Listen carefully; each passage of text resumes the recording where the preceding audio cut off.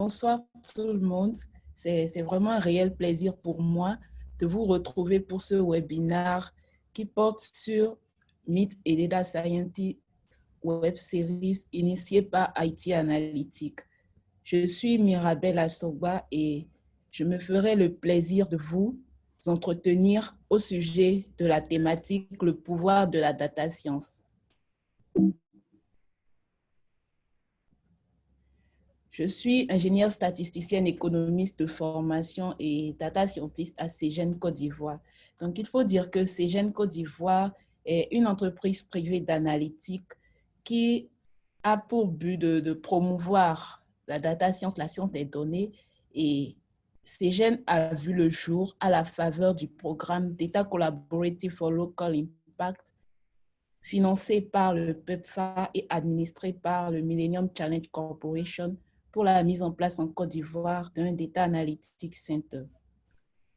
Donc, j'aime tout ce qui est bricolage, les sciences quantitatives et vraiment, je voudrais être une actrice majeure du développement de l'Afrique. Ma présentation s'articulera autour de 4 principaux points, hormis l'introduction et la conclusion. Je passerai d'abord en revue le monde de la science des données. Je présenterai la donnée, son importance, le but qui se retrouve derrière l'utilisation des données et nous ferons un exercice interactif. Donc, sans plus tarder, accrochez-vous bien, nous allons faire une immersion dans le monde de la data science. Comme nous pouvons le voir sur le graphique de gauche, nous avons la data science qui se retrouve au cœur de 3 différents cercles. Et ces 3 cercles représentent d'une part tout ce qui est computer science, donc l'informatique.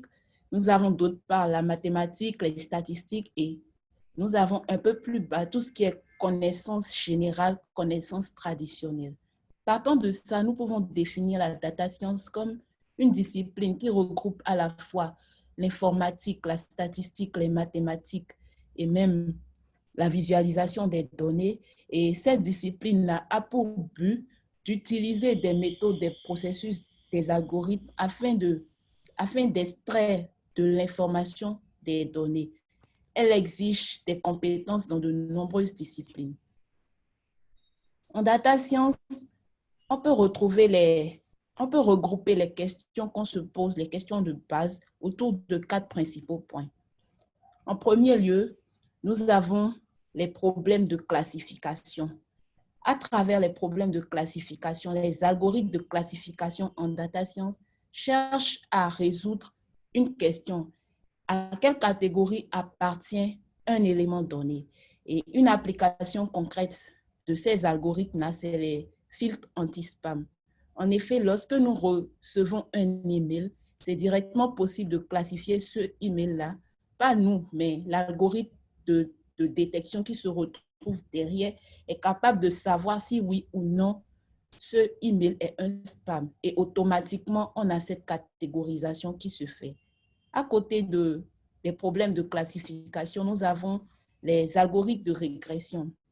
Ici, nous cherchons à faire de la prédiction sur des informations quantitatives. Nous avons par exemple 23 degrés aujourd'hui lundi, demain 25 degrés, mais dans une semaine, quelle température fera-t-il? Dans un mois, quelle température fera-t-il?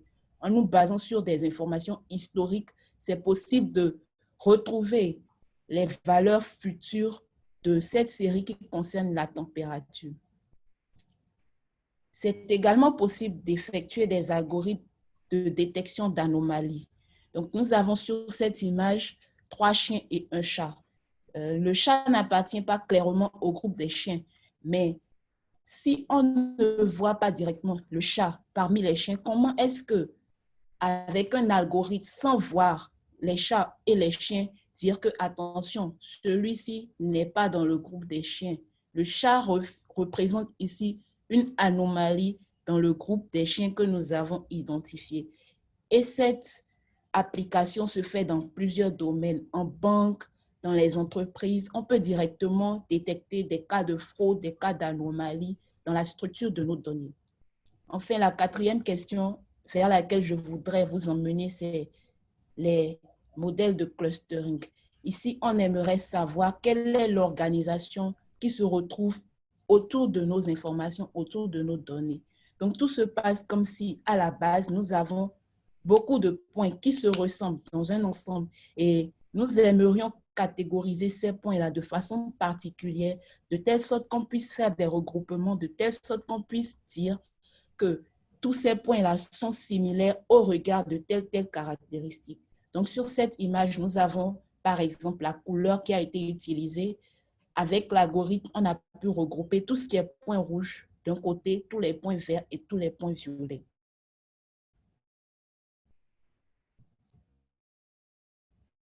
À partir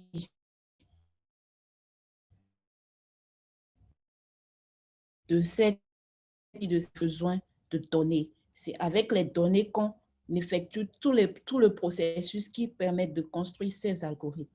On peut alors se poser différentes questions. D'abord, quels sont les types de données possibles? Une fois qu'on a les données, que peut-on faire avec ces données?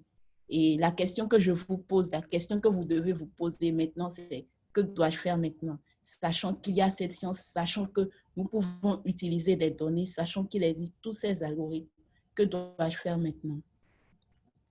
Avant cela, je voudrais vous poser une question. Pour vous, qu'est-ce que la donnée? La donnée, c'est une information, n'est-ce pas? Et sur l'image, sur le graphique que nous voyons affiché sur la slide actuelle, nous voyons un tableau où nous avons des identifiants, nous avons l'âge, nous avons le sexe qui représentent des caractéristiques sociodémographiques. Directement, nous pouvons dire que ce sont des données parce qu'on a l'impression que c'est des lignes pour chaque personne et pour chacune de ces lignes, nous avons l'âge et le sexe qui ont été bien présentés, bien illustrés. Complètement en bas, l'image que je viens de projeter présente des informations manuscrites, une liste de présence avec des émargements. A priori, on peut se dire qu'on ne peut pas extraire de l'information de ça, mais non, c'est une information, c'est une donnée. C'est possible d'extraire de l'information pertinente à partir de ces notes manuscrites. Et de plus en plus, il existe des outils qui permettent de traiter ces informations manuscrites. Nous avons maintenant un extrait du discours de Madame Christine Lagarde, directrice générale du Fonds monétaire international. C'est un audio, mais nous avons mis le texte là pour vous dire que l'audio, au moment où elle prononçait ce discours oral qui a été prononcé est également une information. C'est possible de récupérer ce discours-là et de cerner à travers des algorithmes, par exemple, quelle est l'émotion qui l'animait lorsqu'elle présentait ce discours, quelle est la principale thématique, sans pour autant avoir à écouter. C'est intéressant, n'est-ce pas? Nous avons ici une image, et cette image, c'est une voiture. La voiture, l'image, c'est également une donnée. Et c'est ce type d'information que les algorithmes de reconnaissance faciale et tous les algorithmes qui utilisent du test des images que nous connaissons utilisent comme input pour pouvoir faire des constructions et nous voyons les résultats fabuleux qui pourraient en découler ou qui en découlent. Enfin, nous avons l'interface d'une page administrateur Facebook. Et Facebook, c'est un réseau social et c'est familier à tout le monde. Mais sur Facebook, bien évidemment, on peut avoir des informations. Le nombre de likes qu'on poste, le nombre de commentaires, etc. Tout ça, c'est des informations. Même les tweets qui sont posés, c'est possible de récupérer tous ces tweets-là et d'extraire de l'information quantitative ou qualitative de ce jeu de données. Et voilà, on peut retenir que la donnée, c'est un élément qui peut paraître brut ou inorganisé. Et pour que cette information ait du sens, il faut qu'il y ait un traitement approprié, un traitement adéquat derrière.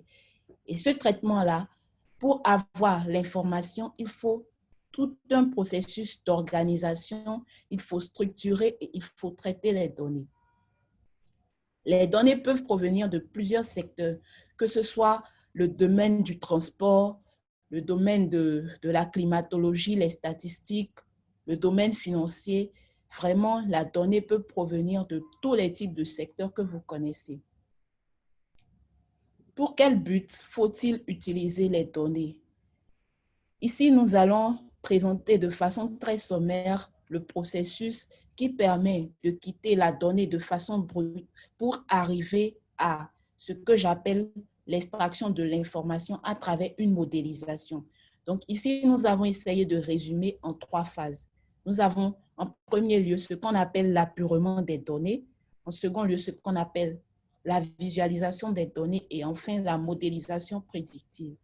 En effet, après la collecte des données, il se pourrait qu'il y ait des erreurs qui se soient introduites dans l'information qu'on a collectée.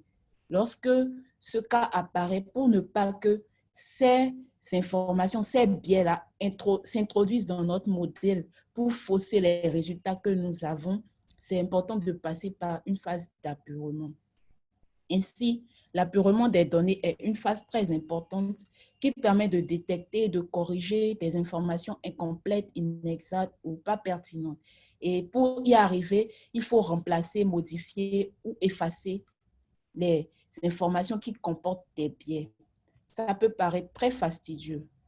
Après l'apurement des données, une fois qu'on a débarrassé les données de tout ce qui constitue biais, qui pourrait mettre en mal l'analyse qu'on fera derrière, on peut procéder à une visualisation. Quand on parle de visualisation, il s'agit de représenter, de quitter l'information qui se présente peut-être sous forme de tableau à des représentations graphiques ou des visuels qui parlent plus à l'esprit humain. Par exemple, sur le tableau de gauche, nous voyons un ensemble de régions et pour chacune de ces régions, nous avons la population, le PIB, etc. Mais si je vous demande, pour quelle région avons-nous la plus grande valeur de PIB d'ici 2030? Pour quelle région aurons-nous la plus grande valeur de PIB d'ici 2030? Parce que c'est bien ce qui est présenté dans la troisième colonne de ce tableau. Il faudra regarder ligne par ligne au niveau de ce tableau-là pour pouvoir répondre à cette information. Mais si nous passons de ce tableau à un graphique qui présente de façon claire les différents insights, les différentes tendances dans cette information-là, c'est possible de rapidement voir et répondre à la question que je viens de poser. Enfin, nous allons parler de modélisation prédictive. Ici, il s'agit simplement d'utiliser les statistiques afin de faire des prédictions, afin d'avoir des résultats qui sont plus palpables.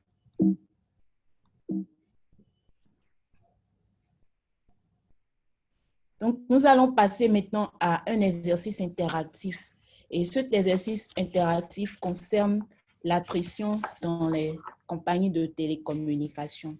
Donc, le cas que nous allons introduire maintenant concerne l'attrition ou encore le churn dans les compagnies de télécommunications. Avant d'aller plus loin, permettez-moi de définir le churn. Donc, je prends 2 compagnies de télécommunications, par exemple Digicel et Netcom, qui sont 2 compagnies de télécommunications.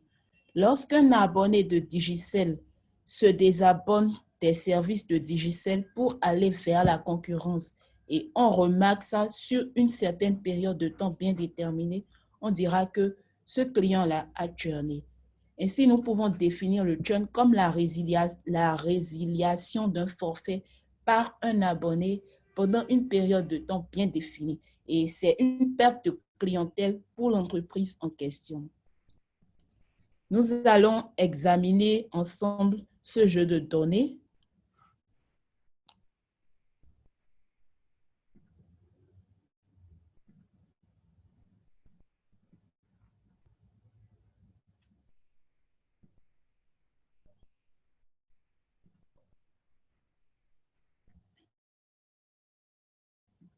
Donc, je me place du côté d'une entreprise de télécommunication que je vais appeler entreprise A.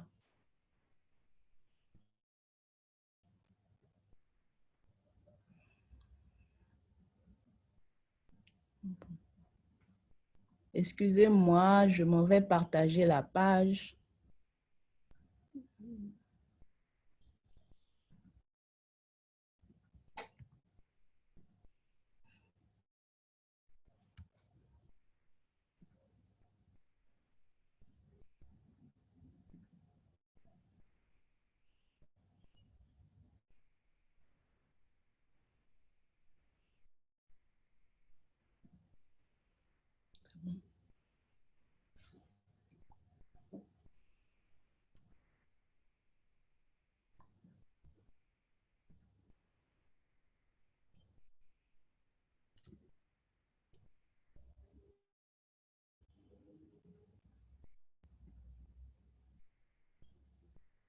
OK. Toutes mes excuses.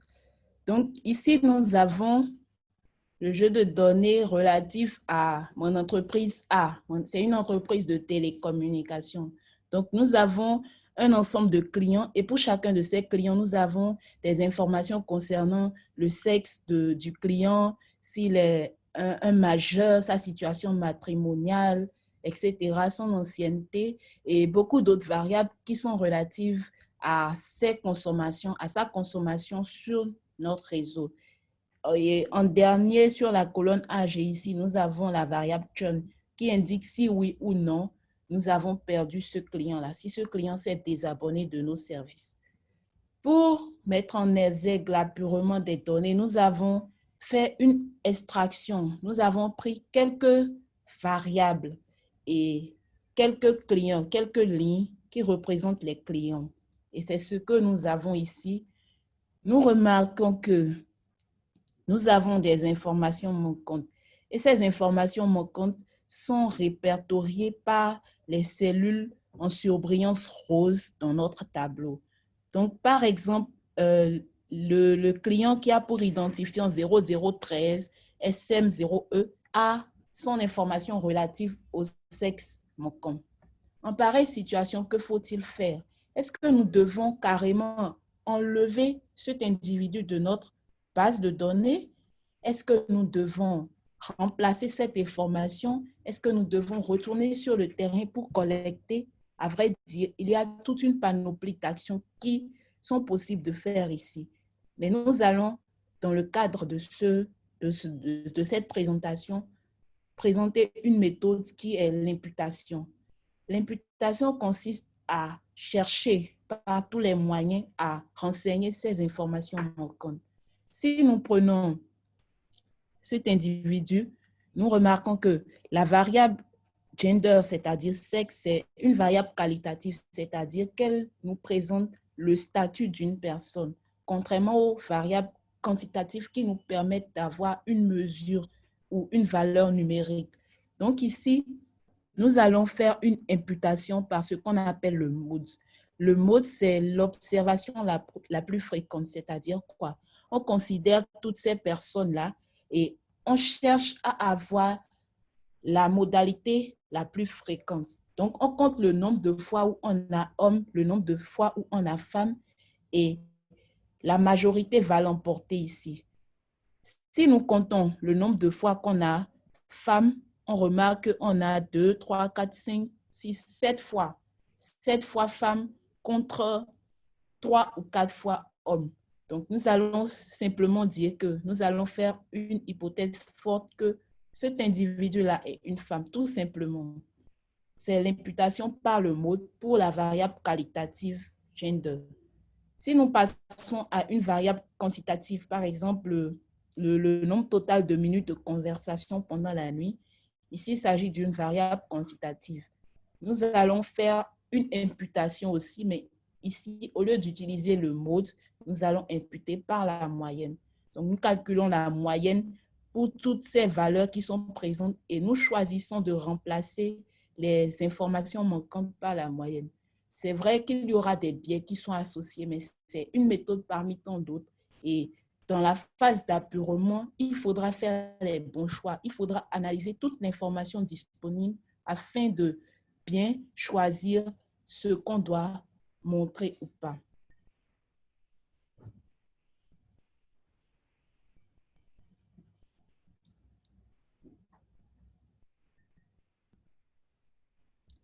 Au terme de ce processus, on peut passer maintenant à la visualisation des données.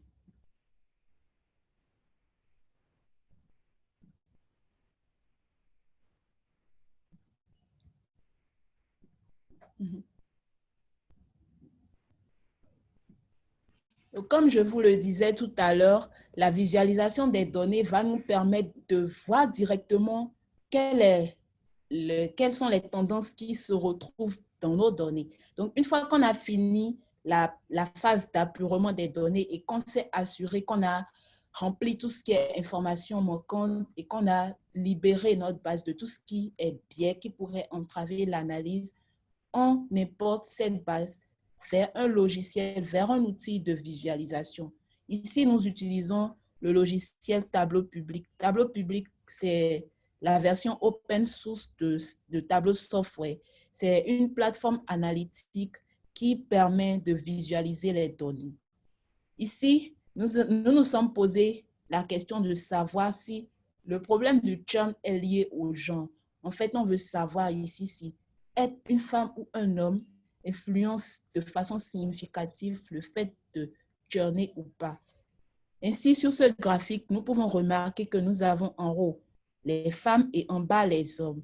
Et si nous rentrons maintenant dans la catégorie des personnes qui ont churné, c'est-à-dire les yes, qui sont en orange ici, dans la population des femmes, nous avons 15% comme taux de churn contre 14% chez les hommes.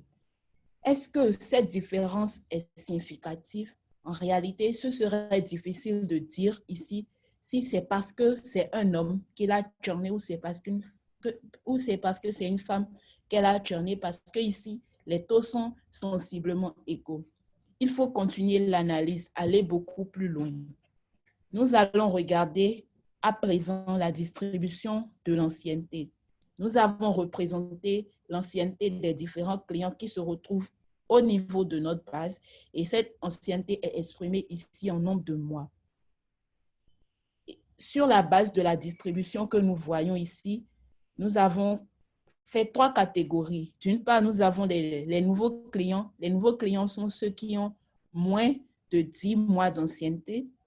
Nous avons ensuite les clients les moins anciens et nous avons les anciens clients. Il faut dire que c'est une catégorisation que nous avons faite nous-mêmes sur la base des informations et sur la base des insights qu'on voudrait avoir. Lorsqu'on utilise cette catégorisation au niveau des clients et qu'on examine le churn parmi la population des personnes qui ont effectivement churné, on remarque que le cadran qui est associé au nouveau client est beaucoup plus grand. Ça nous donne une petite intuition déjà. Est-ce que ce n'est pas les nouveaux clients qui sont le plus tentés de churner? Nous allons continuer l'analyse pour voir ce qu'il en est. Ici, nous avons un graphique qui présente au niveau de chaque catégorie de clients la variable churn, donc yes ou no. Nous remarquons que parmi les nouveaux clients, on a 30% de churn et au fur et à mesure qu'on avance, ce taux diminue. Ainsi, on passe de 30% de churn pour les nouveaux clients à 12% pour les clients les moins anciens et à 3% carrément pour les anciens clients. Ça confirme un peu ce qu'on vient de dire tout à l'heure. On a l'impression que plus on est nouveau et plus on a envie de churner. On peut également voir la relation entre le churn et la situation matrimoniale. Ici, nous avons les personnes mariées et les personnes qui ne sont pas mariées. On remarque que pour les personnes mariées, on a 10% de churn contre 18% pour les personnes non mariées.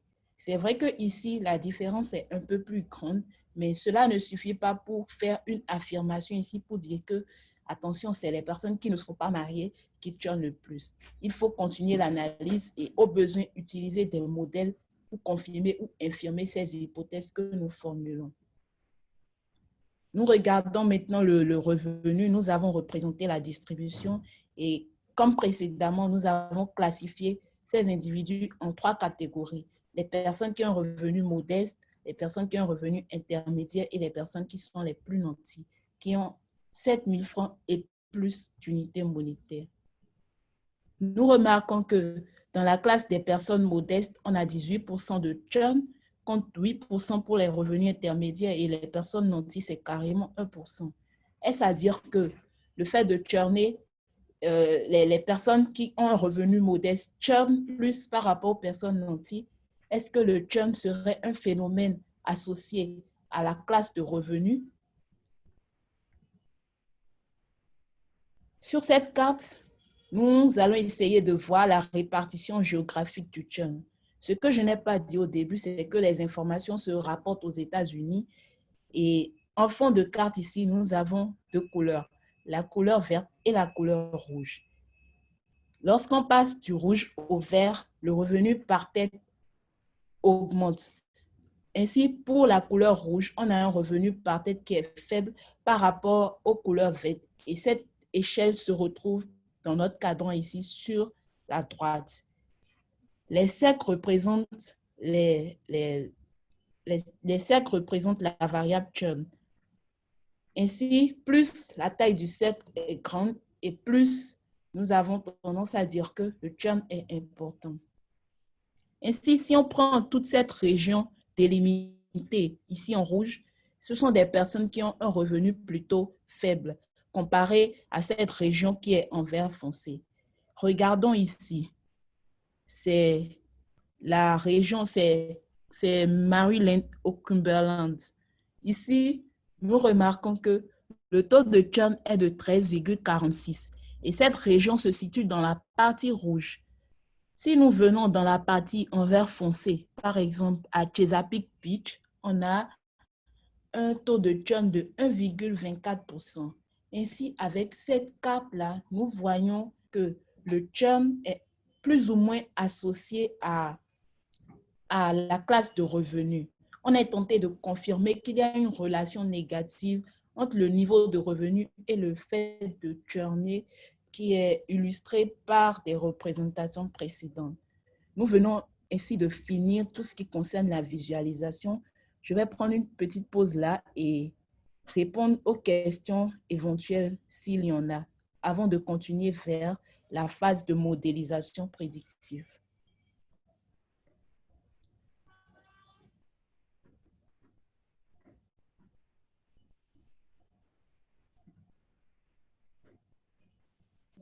On a des questions. La première, quels sont les logiciels utilisés pour faire de la data science?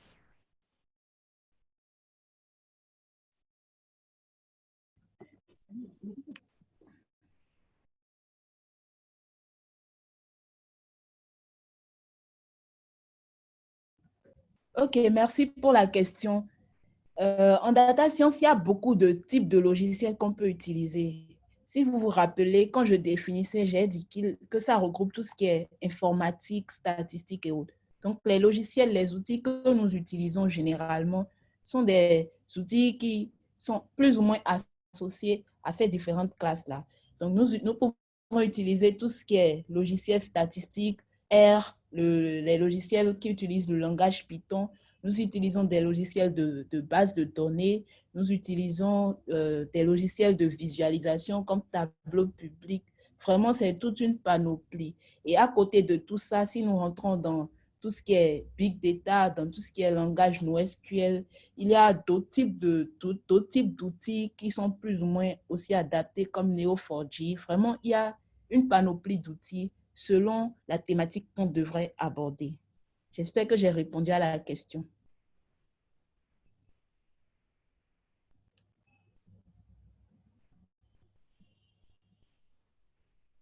Allô, Casteline? Oui, on a une deuxième question. J'ai une question liée à l'étape du data cleaning. Est-ce que vous procédez toujours au cleaning de missing value avant l'exploration visuelle ou est-ce que cela peut se faire après l'exploration? D'accord. La visualisation, ça peut avoir plusieurs buts. Je peux, dès que j'ai mon jeu de données, je peux faire une exploration visuelle pour déjà voir les aberrations qui se retrouvent dans les données.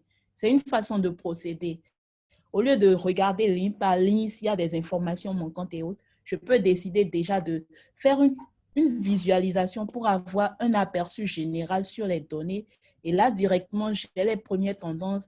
S'il y a des valeurs atypiques ou des valeurs aberrantes, ça pourrait déjà s'illustrer dans ce jeu de données-là. Ça pourrait déjà s'illustrer dans cette visualisation que je vais faire. Mais c'est possible aussi d'aller directement, dès qu'on a le jeu de données, on utilise des outils, on utilise des méthodes qui vont nous permettre d'apurer avant d'aller à la visualisation des données. Donc, il n'y a pas un ordre fixe. Il n'y a pas un ordre fixe et selon l'objectif recherché, on peut faire d'une manière ou d'une autre. Et une dernière question avant on continue. Pourquoi avez-vous utilisé Tableau précisément? D'accord.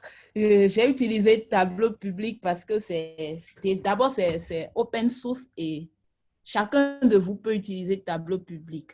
Et Tableau public offre également beaucoup de fonctionnalités que je n'ai pas avec un outil Excel, par exemple. C'est vrai que Excel fait des graphiques, mais Excel a ses limites en ce qui concerne la visualisation des données. Ainsi, mon objectif était de montrer quelque chose qui est open source, qui sera accessible à tout le monde, mais qui offre en même temps une large gamme de méthodes, une large gamme de façons de procéder. Et il y a beaucoup de littérature, il y a beaucoup de documentation qui existe sur le net pour que très facilement on puisse s'en approprier.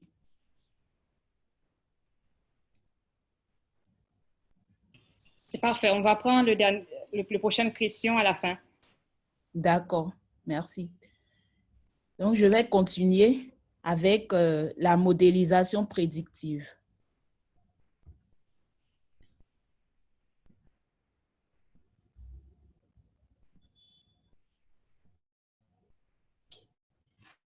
Pour la modélisation prédictive, ici, mon objectif, c'est de comprendre les données qui se présentent à moi. Je veux savoir quelles sont les personnes qui churnent, quelles sont les personnes qui ne churnent pas, mieux comprendre la population que j'ai en face de moi pour qu'à l'avenir, lorsque j'aurai un nouveau client, lorsque j'aurai une nouvelle personne dans la base avec les informations que j'ai, je puisse donner la sonnette d'alarme si oui ou non dans 6 mois, cette personne a une forte propension à churner. Donc, c'est un peu ça l'objectif de la modélisation prédictive que nous allons faire ici.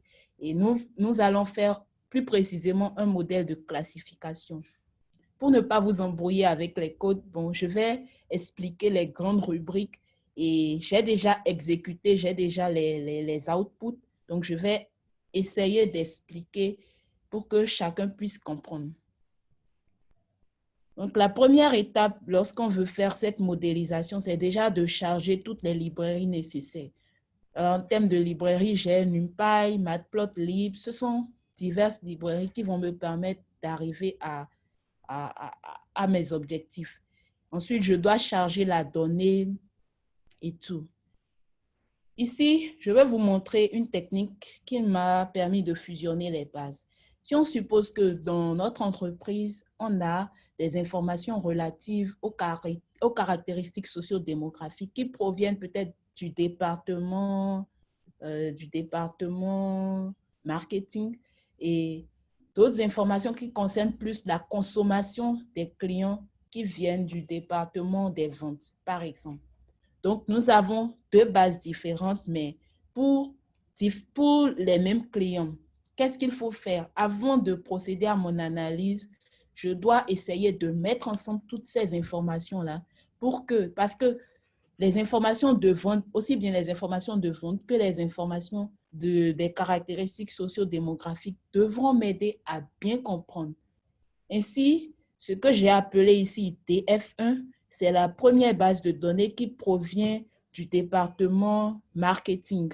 Et j'ai affiché ici les 5 premières lignes de mon jeu de données. Donc, je remarque par exemple que le client avec l'ID 002 ORFPO est de sexe féminin, ce n'est pas une personne majeure, elle est mariée, elle a des enfants. Donc, on a ces informations-là pour tout le monde.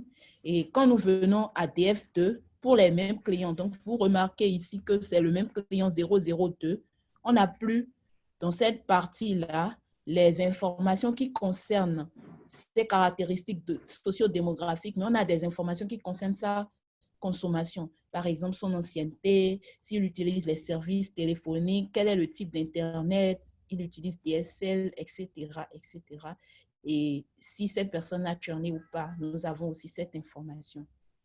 Pour fusionner cette base, nous allons simplement utiliser une fonction de concaténation et faire un merge, une fusion, c'est ça.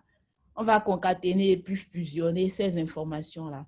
Et lorsque nous concaténons et fusionnons, nous remarquons que lorsqu'on affiche à présent la grande base, on a toutes les informations qui se trouvent de part et d'autre. Donc, les informations concernant le sexe, tout ce qui concerne les caractéristiques sociodémographiques qui s'arrêtait ici à dependent, si vous vous rappelez. Et après ça, toutes les informations de la consommation, l'ancienneté, le type d'Internet, etc. Une fois que nous avons fait cette étape-là, je vais vous montrer ici comment c'est possible de faire directement l'imputation avec l'algorithme. Tout à l'heure, nous avons procédé de façon manuelle où nous regardons ligne par ligne s'il y a des informations manquantes. Ici, pour rapidement savoir s'il y a des informations manquantes, nous exécutons cette fonction-là qui nous permet de savoir pour chacune des colonnes le nombre d'informations manquantes que nous avons. Ainsi, nous remarquons que pour l'identifiant du client, nous avons 0 information manquante, ce qui n'est pas le cas pour le statut matrimonial où nous avons 34 informations manquantes, ainsi de suite. Ainsi, pour toutes les variables qui sont présentes dans ma base, j'ai pu avoir le nombre d'informations manquantes. Et ces informations peuvent être quantitatives ou qualitatives. Pour faire l'imputation, je vais procéder différemment que les colonnes soient qualitatives ou qu'elles soient quantitatives. Et c'est pour ça qu'on a écrit cette fonction-là. C'est une boucle, en fait, qui nous permet de remplacer les informations qualitatives manquantes par le mode et les informations quantitatives manquantes par la moyenne. Une fois qu'on exécute cette fonction et qu'on refait la même commande qui nous permet d'avoir le nombre d'informations manquantes dans notre jeu de données, regardez, nous remarquons que pour toutes les variables, nous avons 0, 0, 0. Ça veut dire quoi? L'imputation a bien été faite, il n'y a plus d'informations manquantes. Une fois qu'on a apuré notre jeu de données, nous allons procéder maintenant à une phase d'analyse un peu plus approfondie. Ici, ce que nous avons fait, il y a eu d'autres analyses intermédiaires qui ont été faites, mais je voudrais aussi axer l'attention sur une analyse qu'on appelle stepwise regression. Le stepwise regression va nous permettre de savoir, parmi toutes les variables qui sont présentes dans le modèle, quelles sont celles qui sont les plus parlantes pour pouvoir expliquer le churn. Parce qu'il va de soi que nous ne pouvons pas utiliser toutes les variables. Toutes les variables ne vont pas forcément bien prédire le fait de churner ou pas. C'est comme, par exemple, nous avons remarqué tout à l'heure que le fait d'être un homme ou d'être une femme n'impacte pas vraiment le fait de churner ou pas. Donc, avec la méthode de stepwise, on pourra identifier les variables qui semblent les plus pertinentes. C'est ce que nous avons fait. En français, on dit qu'on a fait une régression pas à pas, voilà. Et au terme de cette régression pas à pas, on a beaucoup d'itérations. Et au terme des itérations, on arrive à avoir les variables qui semblent les plus pertinentes. Donc, ça nous sort toutes ces variables-là comme pertinentes pour notre analyse. En machine learning, on dit qu'on fait du training et du testing, c'est-à-dire quoi? On sépare notre jeu de données en deux. On prend peut-être les 70% ou les 80% pour essayer de comprendre comment ça marche sur ces informations.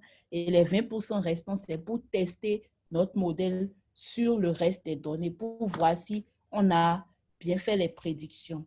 Et nous allons effectuer une régression logistique. La régression logistique ici, ça va nous permettre de faire la classification. Donc ici, lorsque nous exécutons le modèle de régression logistique et que nous entraînons notre modèle, nous passons à une phase de test. Nous testons le modèle ensuite. Et pour vérifier la pertinence ou pour apprécier la qualité de notre régression, on utilise ce qu'on appelle la matrice de confusion.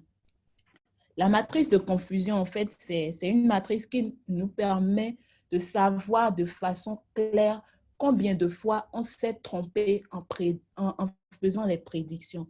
Par exemple, on voit une personne dont le churn est yes et on dit que c'est non, elle n'a pas churné ou vice-versa. Je vais vous montrer ce dont je parle.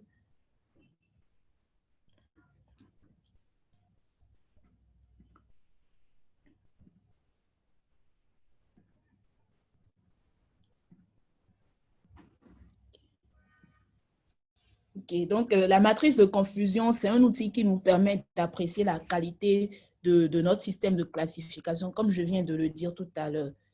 nous avons d'une part les valeurs réelles. Les valeurs réelles, c'est ce que la personne est dans la réalité. Et les valeurs prédites, c'est ce que notre modèle a été capable de prédire.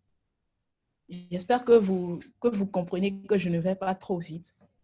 Nous savons que pour le churn, nous avons oui et non en termes de valeurs réelles, c'est-à-dire si des personnes ont churné ou pas.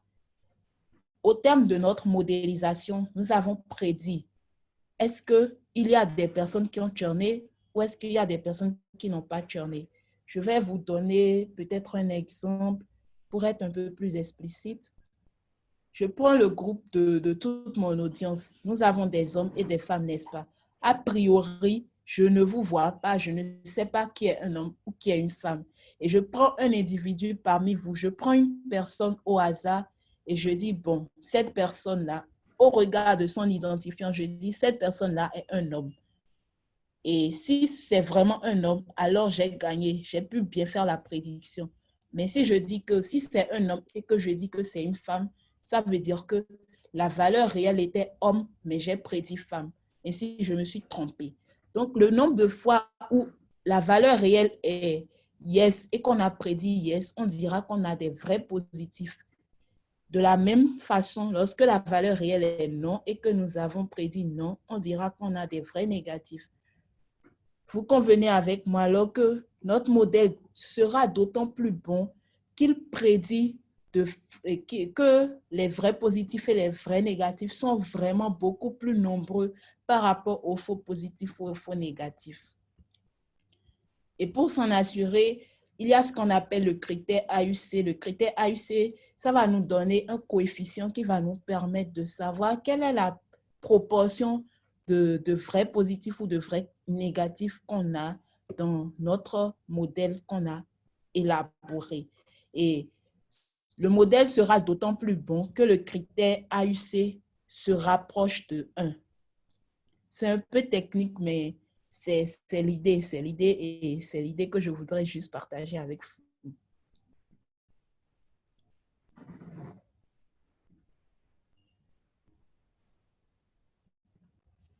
Si je reviens à notre modélisation avec Python, voilà ce que nous avons comme matrice de confusion. Nous avons en position 1, 692, 60.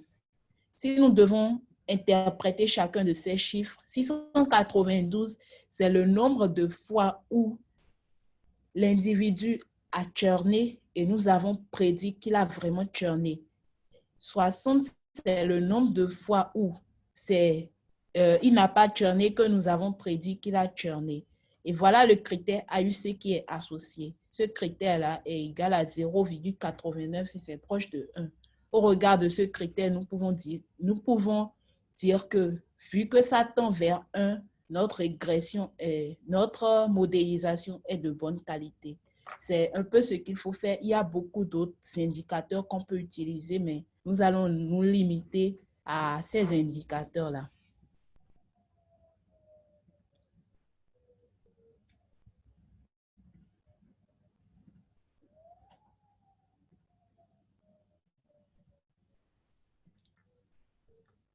Voilà, après la modélisation prédictive, nous allons commencer à atterrir tout doucement. Et pour les rétrospectives, je voudrais vous parler un peu du métier de data scientist pour vous dire que c'est un profil qui est vraiment très recherché actuellement au 21e siècle. Et cela, que ce soit bien en Amérique, dans les pays européens et de plus en plus en Afrique, c'est vraiment recherché. Et pour être un bon data scientist, il faut avoir des connaissances en statistiques, avoir des maîtrises d'algorithmique, avoir des connaissances en langage de programmation, surtout avoir la curiosité intellectuelle et le sens de la communication. Le data scientist peut intervenir dans tous les domaines, que ce soit en banque, en assurance, dans le marketing, en télécommunication. Vraiment, il est transversal à tous les corps de domaines que vous connaissez. Il faut retenir au terme de ma présentation que les données sont partout et qu'elles sont produites en grande quantité. Il y a énormément de données qui nous entourent Et avec les problématiques de big data, il y a le volume, il y a la vélocité, il y a les 4 V du big data en fait. Pour qu'on tire une information pertinente, il faut analyser de façon méthodique la donnée. Et le data scientist, bien le statisticien, c'est quelqu'un qui est capable d'assurer le traitement des données afin de transformer les informations qui s'avèrent brutes en données exploitables. Le métier de data scientist est bien sûr en pleine extension. Voilà, je suis au terme de ma présentation. Je vous remercie pour votre attention. Je suis ouverte pour toutes vos questions, pour toutes vos suggestions. Merci. Alors, merci Mirabel. On a des gens qui voudraient vous remercier pour cette magnifique conférence. On a aussi un grand nombre de questions, donc on va le traiter une à la fois. Et OK. on a des questions liées à data cleaning. Donc, d'abord, à part l'imputation, quelle autre façon on peut faire le cleaning? Pardon, tu peux reprendre s'il te plaît? À part l'imputation, quelle autre façon on peut faire le cleaning? Je ne sais OK, pas. donc, d'accord. Il y a plusieurs types de techniques, hein, selon que la réponse soit totale, la non-réponse. Chaque fois qu'il y a des informations, quand on dit qu'il y a des non-réponses, donc la non-réponse peut être totale, c'est-à-dire que aucune information n'est renseignée sur la ligne, hormis l'identifiant du client, ou bien la non-réponse peut être partielle. Et il existe des méthodes statistiques qui permettent de faire ça. On peut utiliser une méthode des quotas, on peut utiliser des méthodes qui sont... On peut choisir d'enlever carrément ces informations de la base. S'il s'agit par exemple de non-réponse totale et que la proportion n'est pas très grande dans le jeu de données. Voilà. OK. Une autre question. Pourquoi remplacer le valeur manquante par le moyenne ou le mode? Je veux comprendre ce qui a guidé ce choix. D'accord. La moyenne ou le mode. Ici, c'est pour, comme je voudrais rappeler que c'est juste pour la présentation que j'ai choisi la moyenne ou le mode parce que ça semblait simple. Mais en réalité, avant de choisir un élément, vous m'entendez? Oui. OK. Donc, avant de choisir un élément, il faudrait examiner de façon claire le jeu de données pour savoir si la moyenne peut sembler pertinente. Je donne un exemple. On prend les revenus, on prend le revenu et on remarque qu'il y a une seule personne qui a 1 milliard. Il y a une seule personne qui a 1 milliard pendant que tout le reste se situe autour de 1 million. Qu'est-ce qui va se passer si j'ai une information manquante dans ce type de base? Si je choisis la moyenne, par exemple, je vais remarquer que l'individu qui a 1 milliard va entraîner la moyenne vers l'euro. Donc, ça va créer un biais à cause de lui. Parce que si vous vous rappelez de comment est-ce qu'on calcule la moyenne, on doit prendre la somme de toutes les informations et diviser par le nombre. Donc, à cause de cet individu pour lequel on a 1 milliard, on aura la moyenne qui va être portée vers l'euro. Donc, en fait, il faut analyser la structure de l'information et savoir quel est l'indicateur qui peut être le plus pertinent. Hormis le remplacement par la moyenne pour le cas des variables quantitatives, on peut utiliser la médiane, on peut utiliser d'autres indicateurs de tendance centrale ou de position pour faire ce feeling, pour faire ce remplissage. Voilà. D'accord. On a d'autres questions plus à data modeling. En utilisant la stepwise régression, vous utilisez l'artificielle intelligence pour identifier les variables les plus pertinentes. Quel est votre niveau de confiance en l'artificielle intelligence? D'accord. Ce que j'ai utilisé là, ce n'est pas une méthode d'intelligence artificielle. C'est juste une méthode statistique en fait, qu'on appelle régression pas à pas. Et ça peut être ascendant ou bien descendant. En fait, ce qui se passe, c'est que je prends dans l'algorithme, je prends les variables une à une et j'ajoute dans mon modèle au fur et à mesure pour voir si le fait d'ajouter ou d'enlever cette variable-là me permet d'avoir un gain en termes de significativité du modèle. Donc, de façon imagée, c'est un peu ça. Et mon niveau de confiance, bon, lorsque je dis que ça augmente ou ça décroît la significativité de mon modèle, c'est par rapport à un seuil que je me fixe en fait. Je peux fixer un intervalle de confiance de 95% et je dis que dans cet intervalle-là, je suis confiante du fait que cette variable-là m'apporte une information pertinente, une information capitale. En fait, c'est ce qui se passe. OK. À moins que je n'ai pas bien compris la question. Je pense que vous l'avez répondu. On avait une deuxième partie. Combinez-vous votre stepwise à d'autres méthodes? Non, ici, j'ai utilisé uniquement le stepwise. En fait, c'est une façon pour moi. C'est possible de combiner à la fois le backward, c'est-à-dire, oui, la régression ascendante et puis la méthode descendante. Mais ici, je pense que j'ai utilisé uniquement le forward. Mais c'est possible de combiner à la fois la méthode ascendante, c'est-à-dire le forward, avec la méthode descendante qui est le backward, pour voir quels sont les résultats qui en découlent. Parce qu'il y a quelque chose. Si j'utilise le forward, la sélection, la combinaison de variables que j'aurai ne sera pas forcément la même chose que si j'ai que si j'utilise le backward, en fait. Selon le type de méthode, la sélection des variables peut être différente. C'est pourquoi dans la pratique, et généralement, on utilise les deux méthodes combinées pour effectuer cette sélection. Et derrière aussi, on se base sur le fait que c'est un peu comme si on utilisait un modèle MCO pour faire cette sélection-là. Okay. On va passer par des autres questions plus générales. Donc, dois-je être un statisticien pour être un data scientist? Non, il ne faut pas être statisticien pour être data scientist.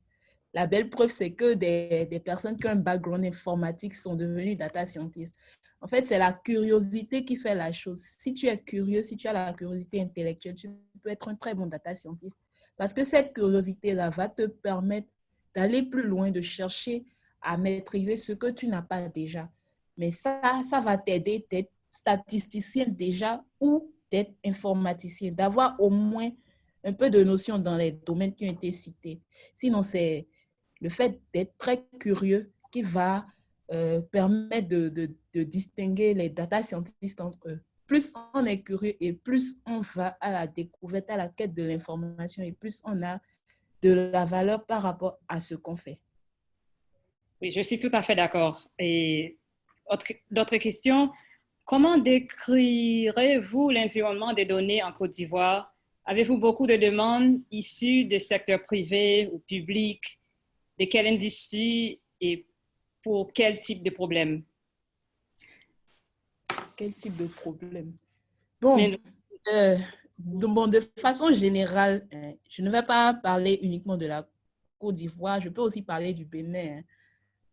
On remarque que en économie, on a toujours utilisé les données pour faire les modélisations macroéconomiques, estimer le PIB et autres. Mais dans le secteur privé, c'est maintenant qu'il y a de plus en plus un regain d'intérêt pour la donnée parce qu'en fait, on ne savait pas qu'on pouvait extraire quelque chose de cette information. Je donne un exemple, je clique sur j'aime, bon, je m'amuse, je clique sur j'aime sur Facebook et tout. Mais a priori, je ne sais pas que je pouvais avoir de la valeur à travers ce j'aime-là que je clique. Donc, c'est de plus en plus maintenant, il y a un regain d'intérêt pour la donnée et bon, ça commence à venir, je dirais. Le besoin existe, mais le besoin existe. Le besoin existe, mais les acteurs ne sont pas toujours conscients de cela et on fait beaucoup d'awareness, on fait beaucoup de sensibilisation pour démontrer la force, pour démontrer ce qui se retrouve derrière les données et de plus en plus, ces derniers comprennent que, attention, c'est possible que je puisse donner de la valeur à mon travail, je puisse donner de la valeur à mon entreprise en choisissant d'utiliser les données. Et les acteurs doivent comprendre qu'il y a de l'utilité derrière, il y a un gain de temps derrière si on utilise les données. D'accord. Et on a aussi les autres questions. On ne va pas assez le temps. We won't have time to answer all of them. Mais je vais prendre une dernière peut-être, si ça te va, Mirabel. D'accord, ça me va. OK. Pourrait-on récapituler le sujet vrai positif et faux positif? Je n'ai pas bien compris. Mieux expliquer, c'est ça? Pourrait-on Récapituler. récapituler sur les sujets vrai positif et faux positif? D'accord. Je pense que, bon, si j'ai bien compris la question, c'est que la personne voudrait mieux comprendre, en fait, les vrais positifs et les faux positifs. Oui. Peut-être je vais choisir un autre exemple.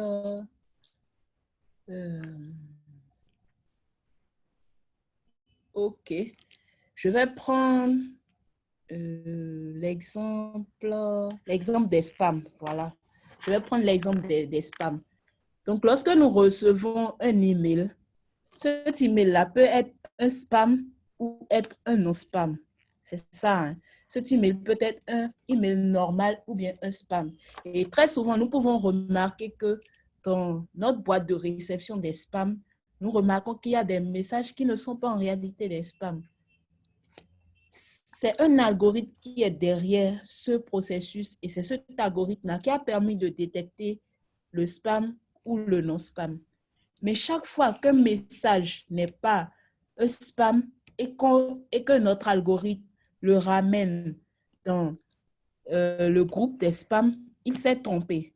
Donc, si je crée par exemple la variable spam et je dis yes ou oui, c'est un spam, non, pour dire c'est pas un spam, si la vraie valeur, c'est-à-dire c'est un message normal et donc la vraie valeur c'est non et je suis allée classer ça dans les spams. Donc oui, ça veut dire que c'est un faux positif. En réalité, sa vraie valeur, ce n'est pas oui, mais je suis allée le classer dans oui. Je me suis trompée une fois, l'algorithme s'est trompé. À la fin du process, je dois pouvoir compter le nombre de fois où je me suis trompée de la sorte. Et c'est ça qui va pouvoir me permettre de savoir si oui ou non mon modèle est performant. Si j'ai un taux de classement qui est proche, qui dépasse les 50%, je dirais que j'ai fait du bon boulot en fait. J'ai fait du bon boulot, mon algorithme reconnaît très bien. La perfection étant que c'est égal à 1, c'est-à-dire que je ne me suis jamais trompée en faisant cette affectation. Donc, c'est un peu comme ça que je peux résumer. Encore, merci Mirabel. We're going to stop here to respect the 2 p.m. end time. Thank you for everyone who joined. Thank you for all your questions and being super engaged. You can follow Mirabel on LinkedIn. And you can also join our professional network at ihtcanalytics.org/network to get access to other events that we're organizing. So we not only do webinars, but we do meetups and photo points to teach data science tools, techniques, and we invite everyone to join us for our meetups the first and third Saturday of the month at Impact Hub Photo Points. Mirabel, again, thank you for a great presentation. I don't know if you have any closing words you would like to share with our audience. Thank you. Oui, c'était super intéressant. Encore merci pour cette belle conférence et merci pour vous à tous pour les questions. C'était very enlightening. Encore, merci beaucoup. Yeah. This is Castelline Tillis, the Director of IT Analytics, and we did this webinar in partnership with CEGEN in Côte d'Ivoire. And if you have further questions, I'll be circulating the PowerPoint presentation, and feel free to directly message me if there are other questions that were left unanswered. So I'll share my email here, so you all can reach me directly if you have further questions. Otherwise, thank you, and until next time. Okay. Thank you, Merci. everybody. OK. Merci, Mirabel. Merci.